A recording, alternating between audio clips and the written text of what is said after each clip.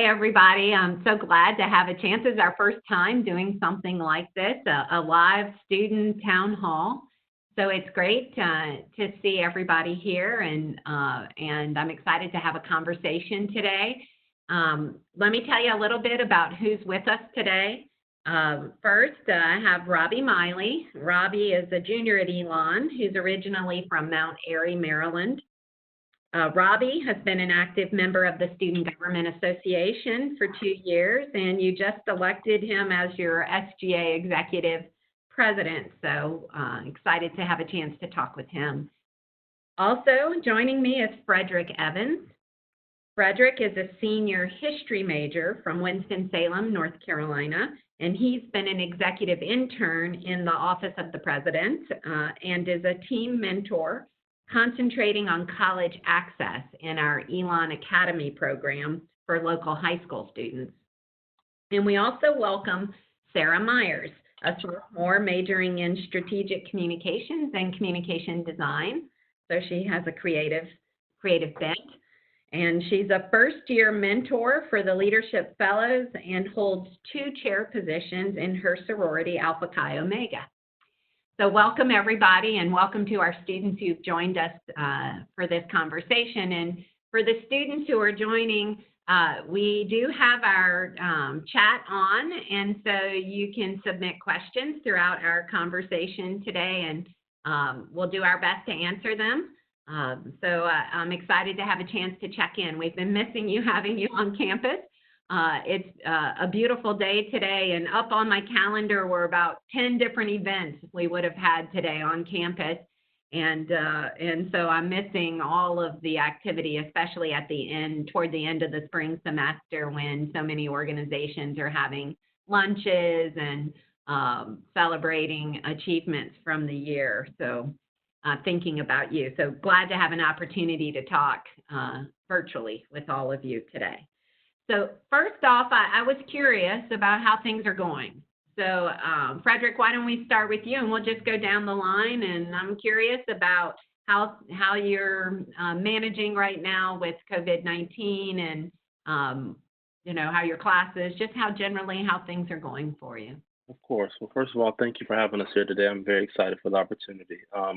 Things have been well for me. I think when talking to a lot of my senior peers in particular, we've had our ups and downs.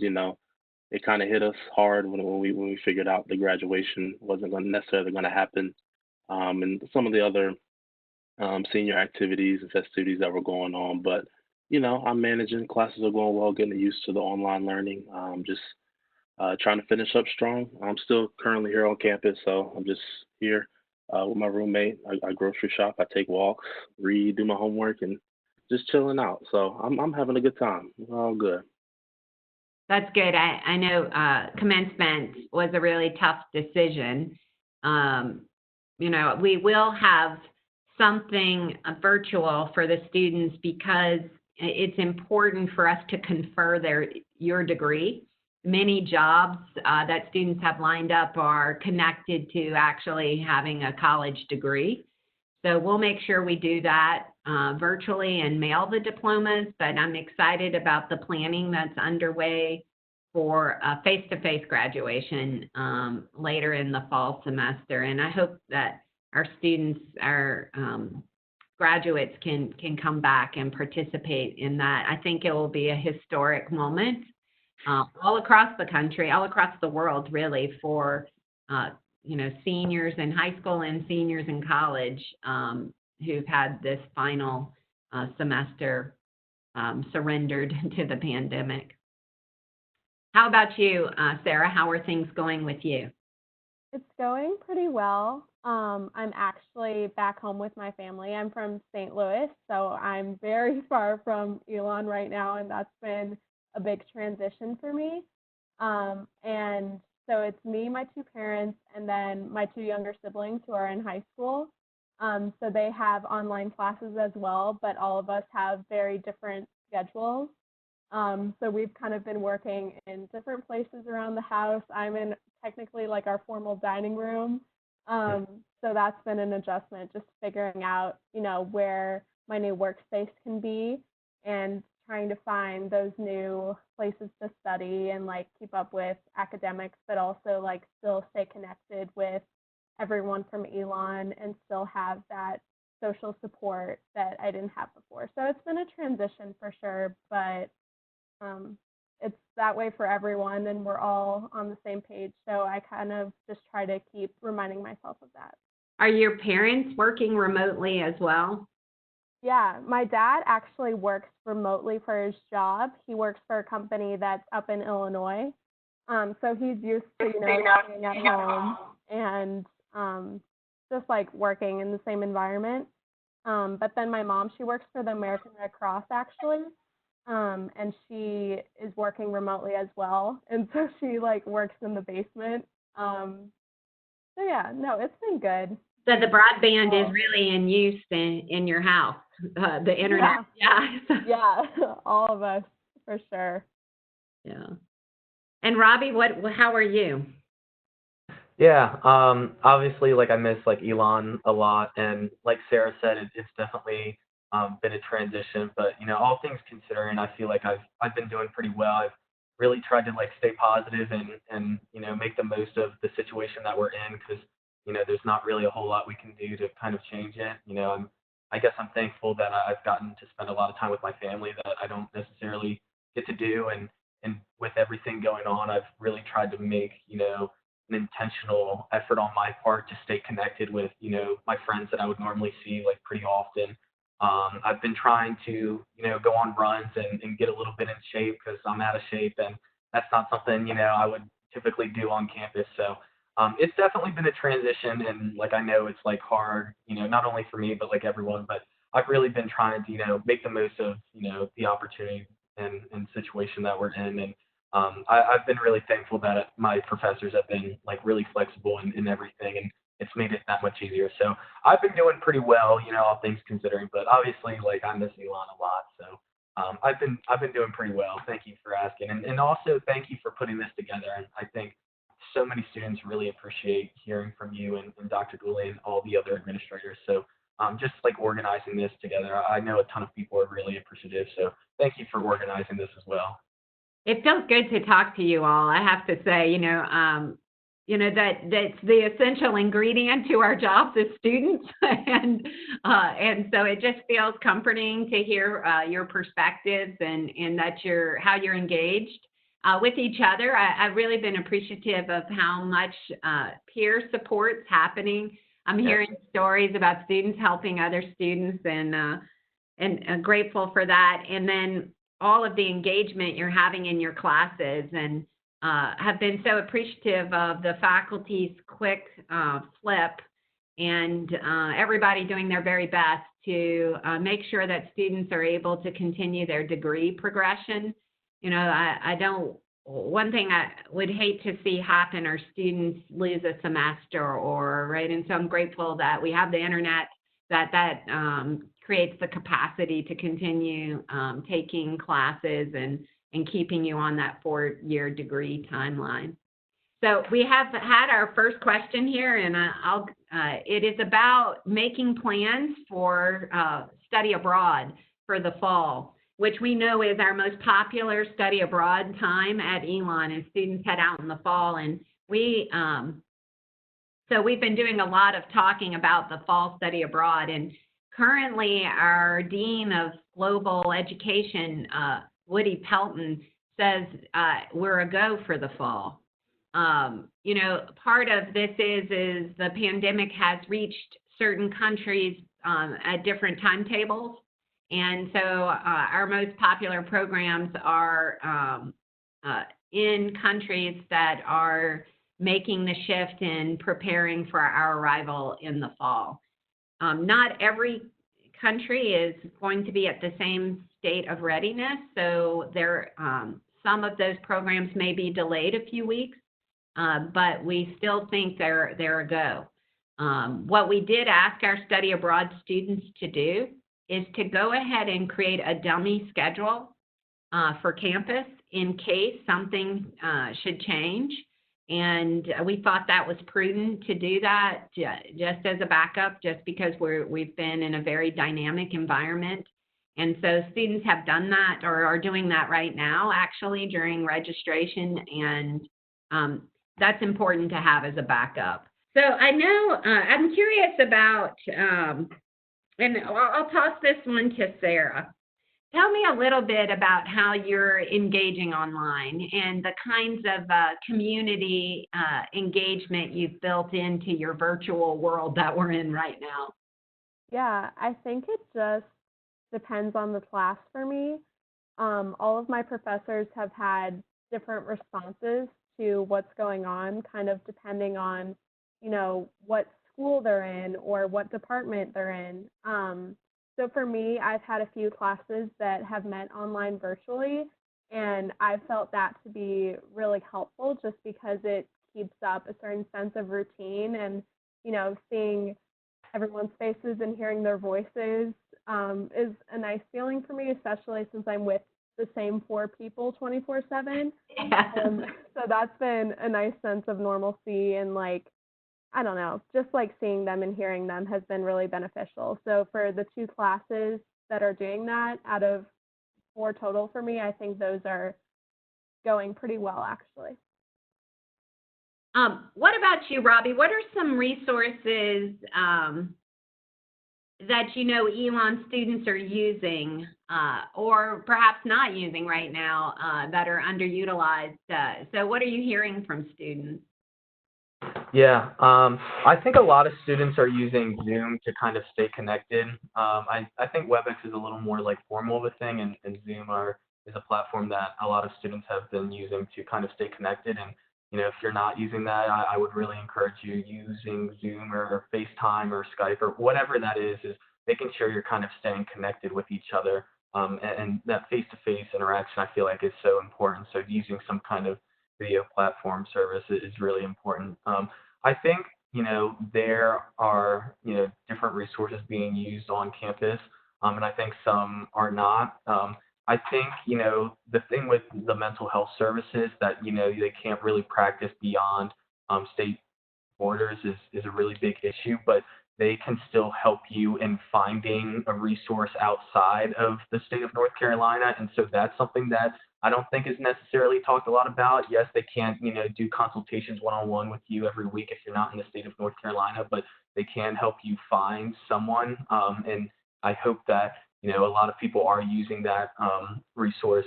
Those are 2 things that I would really try and emphasize, that, staying connected with the resources you have with video online platforms, and also making sure that you're taking care of yourself and reaching out and using the resources available to you if, you need it for sure.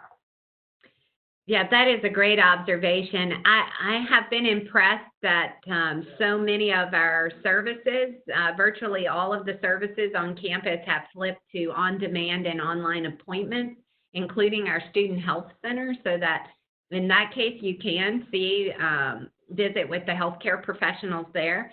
The other pieces that I just want to encourage people to use, if you haven't, is Campus Rec. All of our Campus Rec, like a yoga class, and we have personal trainers doing on-demand services for students. So I even had a student, Marjorie Foster, teach me a little bit about yoga and in a book learning series. And so I encourage everybody. I absolutely believe taking care of your physical self right now is a great way to relieve the stress of what's unfolding. And so I take a walk every day and make it a priority, just like think of other things, that brushing your teeth. I make walking just that, because it helps so much with the stress. So we have another question from Brian Mishler. Hope I'm saying your last name right, Brian. How can we ensure a smooth transition in fall when we may have to practice social distancing again? So I do think, and I shared with the community, that we will come back in the fall and it will look different. And we're going to have to accommodate the CDC guidelines in our model. So one thing that Elon benefits from is that we already have designed a small instructional environment. So I have a colleague, for example, that teaches at a major public university, and she is teaching online, and literally there are 900 students in that class. So to be able to be in a big school environment in the fall, and how they're going to manage social distancing in that case, we don't have that challenge to work with. Our largest class is 33. And our smallest class is probably 2. And so we're going to work to arrange our facilities to make sure we meet that 6 feet of social distancing, and work hard at guidelines that help put in place good and healthy habits during this period where infection is potentially there. I do want the students who are listening to be aware that I have created a task force to prepare for fall 2020. And I asked a very talented former president, Leo Lambert, to chair that task force. So I'm really confident that task force is going to develop recommendations that keep our community healthy when we come back in the fall. They are beginning the work right away, and I've asked for the recommendations by the end of May so that we can use June and July to prepare our campus for the fall. So I'm confident we're working hard to make the fall as healthy as we can. And truth be told, our effort with the mumps this past year, so we had an infectious disease team helping our campus mitigate the mumps. And we did that really well.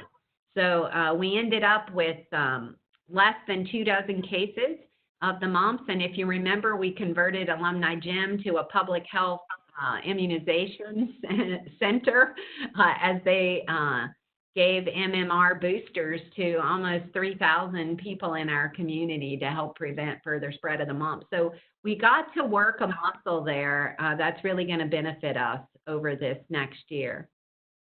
So that's a great question, Brian.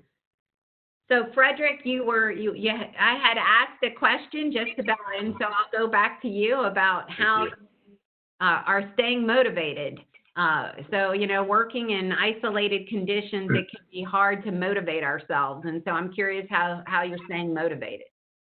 I think just knowing that finish line is so close, and just the idea of wanting to finish strong is just what's kind of getting me through. I was fortunate to kind of have my post-graduation plans kind of early, so it was very easy for me to think that I wanted to just kind of lay low and just not, give up towards the end of the finish line. But I will say, commend to my professors out there. They won't let me give up. They won't let me stop short. So I think just telling myself I want to finish strong, want to make my mark, want to have the best grades possible. Finishing up is just kind of what's getting me through right now. So why don't you tell folks what you're doing next, Frederick, after graduation? Most definitely. So I'll be getting my Master's of Education in Student Affairs at Clemson University. Great, really great. I do notice a lot of facial hair happening among our students when I see them virtually. It's hard out here. A lot of people are needing haircuts and have beards. Don't call me out. Next time. It is one of the consequences of how things are right now. Definitely. So let me ask another question here. So, in the middle of all of the COVID-19, we actually are having some silver lining, right? Like, there's always in the middle of the bad stuff is good stuff. So I'm just curious, and I'll start with Sarah, but then Robbie and Frederick will go to you after Sarah. What are some positives that are happening for you in the middle of all of this? I think Robbie mentioned this earlier, but spending time with my family is not something I usually get to do a lot because I am from out of state. I'm from the Midwest, so I'm very far from Elon. So seeing them and spending time with them has been really nice and has been kind of a break I didn't know I needed in a way. So yeah, just cooking dinner with my mom every night has been really nice. And going on runs with my sister. Again, we were talking earlier about keeping both your mental health and your physical health in check and how important that is, but especially during this time, I think that's something I've been able to focus more on. So I think those are two silver linings for me. Yeah, that is great that you're having. And I hear a lot of cooking is going on, and even here at Elon Dining, they've been doing short videos about how to make pasta. And I had Grace, a student, show me how to make oat milk, which was surprisingly easy. And so I was like, that's good to know. But she also said that in her family that they've been taking turns cooking and that's a lot of fun. What about you, Frederick? What are some silver linings that you've noticed or you've discovered in the middle of all of this? Yeah, most definitely. I think for me, we always talk about the busy culture of Elon and how everybody's kind of move. And I fell victim to that and have done that all 4 years. But I think this has just forced me to kind of slow down and just allow me to truly reflect back on my 4 years and just what I've experienced, what I've learned, what I've grown from. I think is what I needed. A lot of personal time, a lot of journaling, like I mentioned earlier, writing, reading, doing those things that I normally wouldn't make time to do in my day, just because busy days that I have forced me really just to kind of settle in and focus in on what's most important in my life. And also, you did mention the cooking. There's been a lot of that, going on. So we're experimenting, trying new things. Yeah, things ahead. Very good. What about you, Robbie? What are some things that you have found to be positive in the middle of all of this? Yeah, I really like both of their answers. I think Frederick, touched on it. Like, I think a lot of students can probably be going from 10 a.m. to 10 p.m. Most days, and I think just being able to kind of take a second and breathe and kind of really reflect is something that I've never really kind of like thought about, but in doing so has been really nice. And to go off Sarah's point, spending time with family. Both my mom and my birthday happened this month, and we typically don't like celebrate it when I'm in like college, even though they're like very close together. So just being able to like celebrate our birthdays together was really nice. So definitely spending more time with family. Trying to get a little more in shape. Still not quite there yet, but going on runs around the neighborhood, and also being able to kind of like take a deep breath a little bit and get myself together mentally, I would say, are some silver linings for sure. So I have noticed a lot of pet adoption happening, people taking in pets and everything. And my daughter, she's in law school at Michigan in Ann Arbor, and she's foster caring for 2 cats. And she told me their names were Bun and Sesame. Oh. It took me a minute to realize that they had named him Sesame Bun. So, but I asked her if after the COVID virus, if she was going to give those 2 cats back to the animal shelter, and she absolutely not. Those cats are now part of, and she is, it's just so beneficial to have. I think a pet during this time, it really does help ease the stress, and it's nice to, just nice to have as a part of your life with all this happening. So I just want to encourage people to keep asking questions, and I'm going to go to a question we have from an incoming freshman. So one of those seniors that we were just talking about, Grace. And Grace asked, are there plans to have individuals from parts of the country that are in the hot spots be quarantined on campus for 2 weeks prior to the start of school? And that is currently not in any plan that we have. Of course, we will encourage and require all students to monitor their health, and this will be all Elon students when we come back, right? So part of the CDC guidelines are a monitoring of your own symptoms and your own health, a greater commitment to the personal care to stay healthy. And we know that that's going, and many of you are adopting these practices already at home as you're hearing them. And as we come back to campus and we're a community again, it will be critical. that those practices are in place. So we imagine a lot of education that's going to go on over the summer. So we imagine we'll be doing things like a webinar, and we think that students, many will be using some personal protection while they're here next semester, especially if they have an underlying condition, and that we'll all want to help everyone stay healthy by doing our part in that. So this task force, because there's another question about the task force, and I want to read it real quick here about the task force and our goal to come back in the fall, and if there are other contingencies in that planning. And yes, I do think, and I've asked, and I think it's prudent that we plan other contingencies in there in case things should change.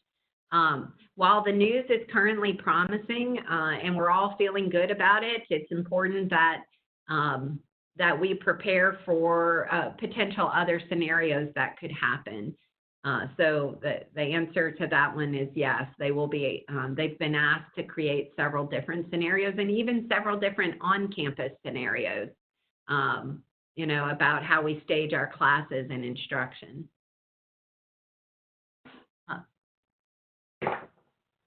Okay, so and then I'm going to ask you all to, this is about graduation, and I know y'all have been working on graduation. So Frederick and Robbie, in your roles, they're asking how are we planning to celebrate the Elon traditions with graduation and the oak sapling for graduating seniors. So do y'all want to, Robbie, you want to talk a little bit about that, or Frederick? Yeah, I could maybe talk a little bit about it, and Frederick can add in what he knows, and I didn't touch on. One thing that you talked about is you have to give the diplomas on May 22nd, I believe is the date, because a lot of jobs require that students do have a diploma, and so when we are able to have a live graduation, you wouldn't be handing a diploma per se because you have already given it to them, and so one of the things that's kind of been talked a little bit about was instead of handing that diploma as you walk across the stage, is handing that oak sapling to students. And that was one of the things that, was talked about to honor the traditions of Elon, even in this very weird time. So maybe Frederick could talk a little bit more about anything that he, knows or I didn't mention, because I thought that was a huge thing that was being talked about, and I think awesome. Mm-hmm. As far as I know, that's looking like the plan for right now. But the one thing I just would reassure my fellow classmates is that remember the school that you go to. Remember, this is Elon. There's something special about this place. There's some type of pride that we have in all the traditions that we do. So it may not look like the way it's supposed to look on May 22nd, but there will be a way. And I wouldn't necessarily worry about that. It's going to look different. Of course, everything's going to look different now, but we're going to stay true to our traditions somehow, some way. One of the things, and just so folks know, there's a group of students working with a committee here on campus to plan the face-to-face graduation. So those details are still forming. But one thing students may not be aware of is that when the school burned down in 1923, that's when they had their graduation ceremony for the first time outside under the oaks. And so sitting under the oaks for graduation is a result of the fire of 1923. So some of the students working on the graduation have suggested maybe because of the historic class of 2020 that we put in place a new tradition under those oaks. And I know they've been talking about things that might include a candle or some kind of new ceremony. So they're brainstorming that in 100 years from now would still be in place, like the fire, like the graduation under the oaks that was inspired by that fire in 1923.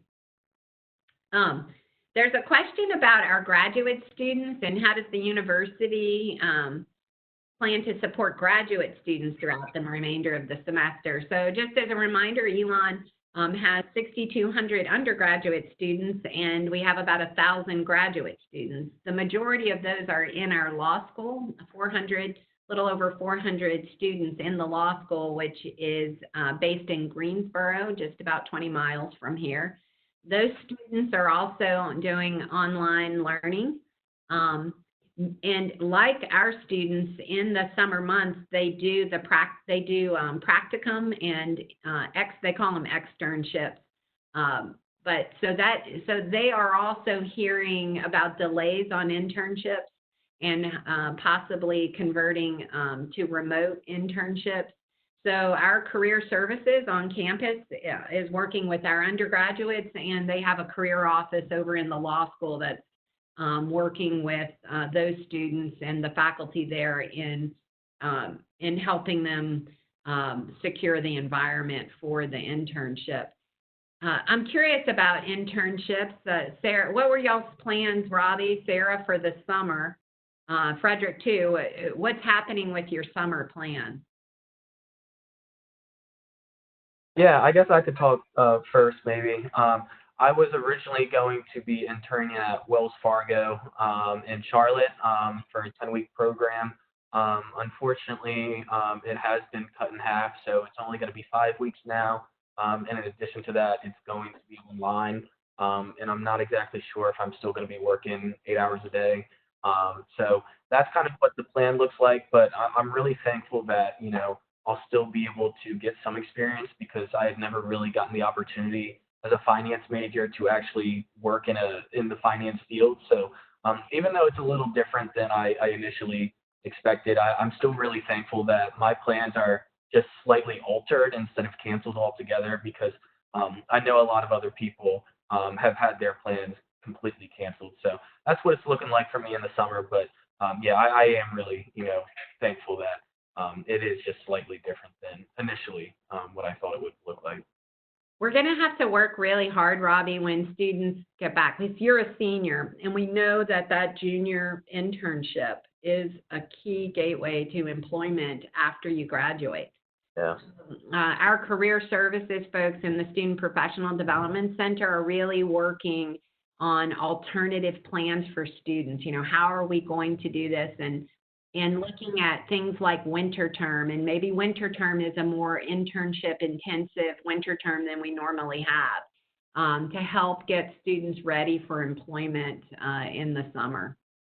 What about you, Sarah, Frederick? Yeah, so I'm still in the process of figuring it out myself in terms of applying and seeing what is available, but I actually just got an email today about different remote internships that are available to communication students. So right now I'm kind of just, it's all up in the air at the moment, but I'm trying to apply to as many places as I can and maybe hopefully work remote so that way I'll still get that experience and still connect with a future employer, but it might just not be similar to what it would have been, if coronavirus wasn't a thing. But still trying to figure that out. Yeah. And Frederick, when do you have to report to your new program?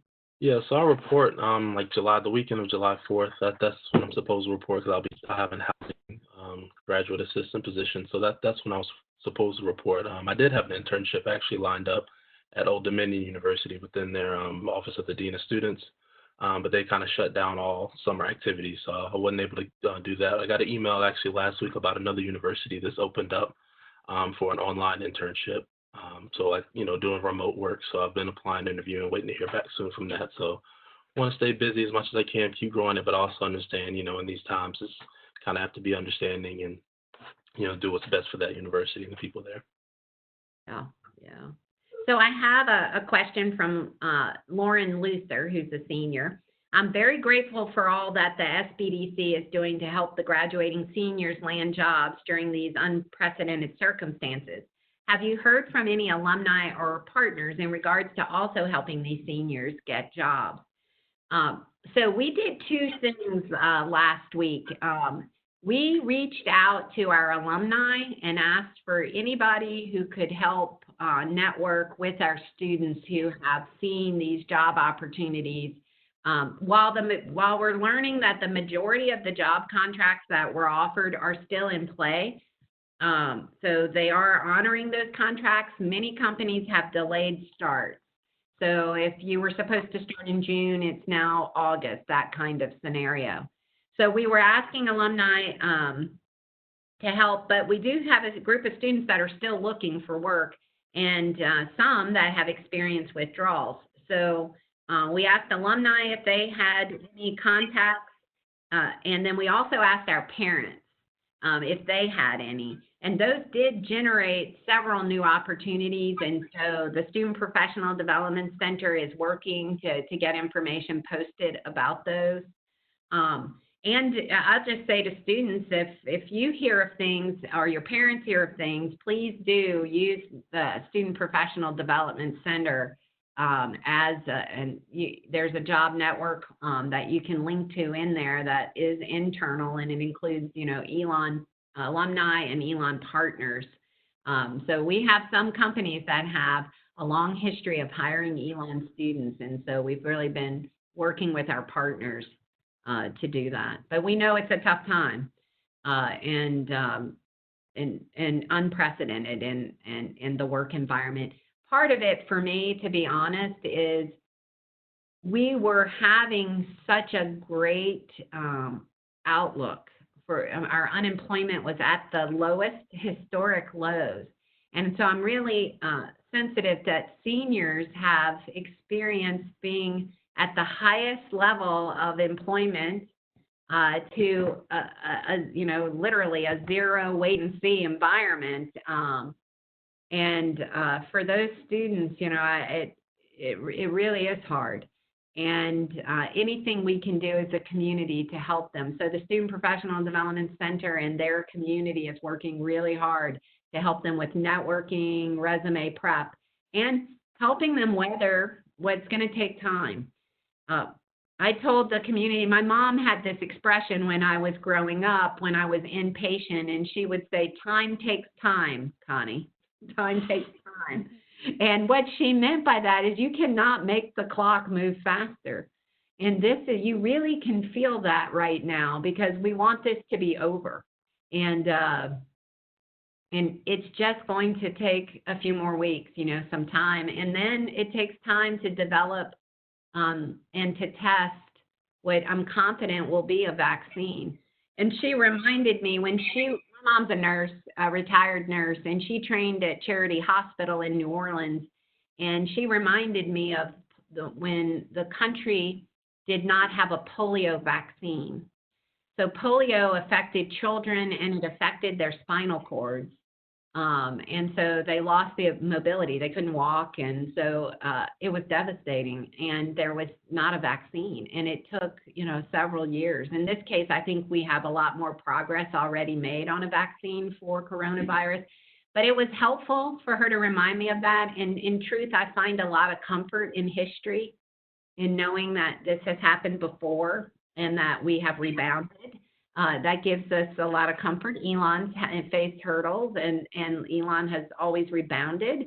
And so I'm confident in that trajectory as well here.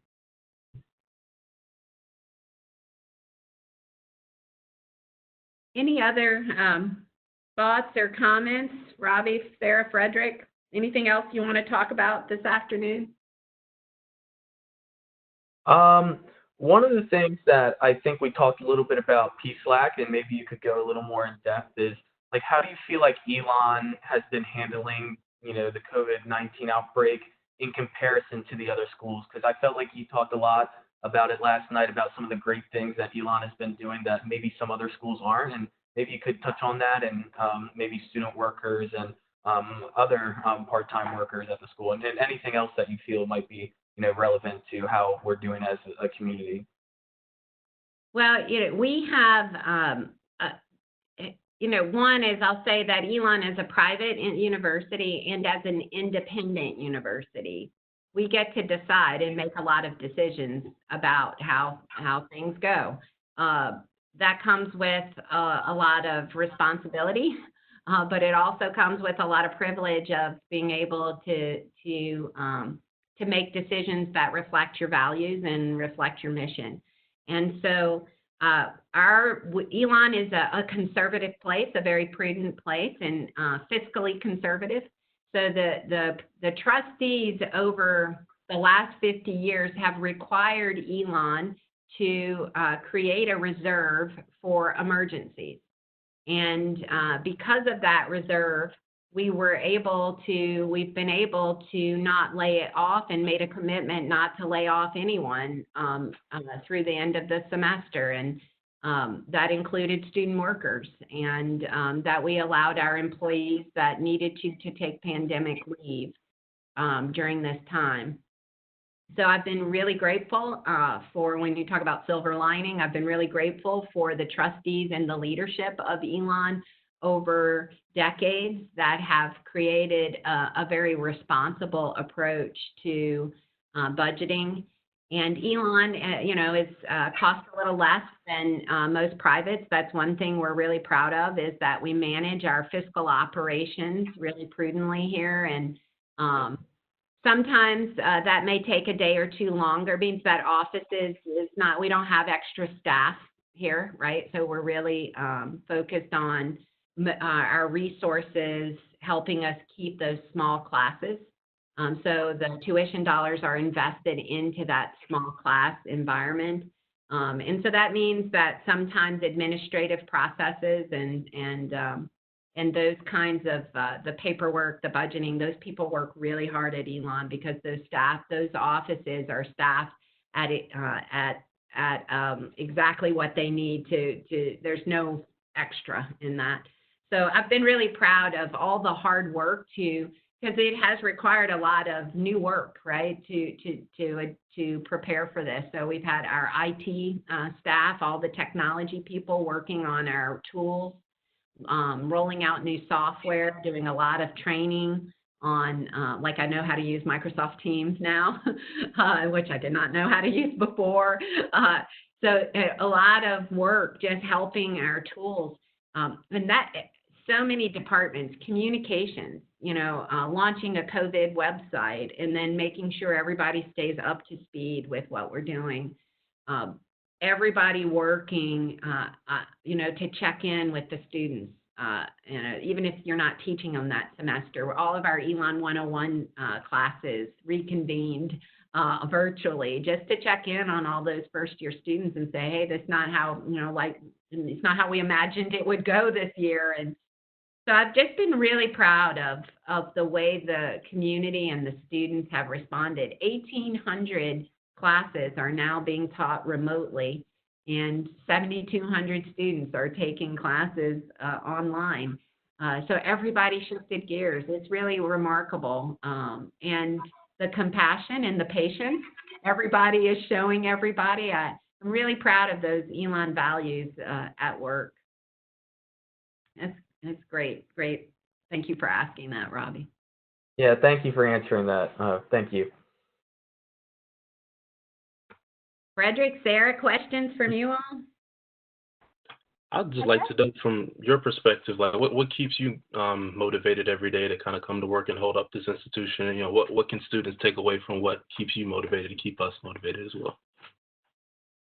I think one of the powerful things about learning is if you look back on the classes you've had and the learning that you've experienced, you fundamentally are a different person. And I always say, once learned, it can't be unlearned. And so I am motivated by the fact that we continue, and I continue, to learn new things. No one wants to be in this situation, right?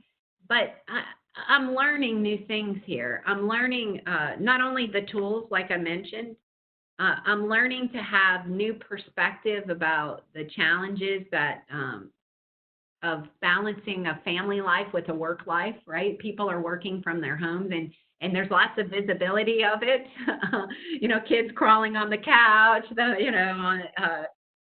so I think it's really powerful that this learning about each other that's happening, and how we try to balance all of those things in our lives. So I find motivation in all that, and I know that this learning improves the quality of our futures. Right? These new awarenesses that we're having are teaching us really important lessons that we will use in the future, and it will improve our life and the lives of others in that we are engaged with. Great question. Thank you. And Sarah, what about you? I'll let this be the last question, Sarah.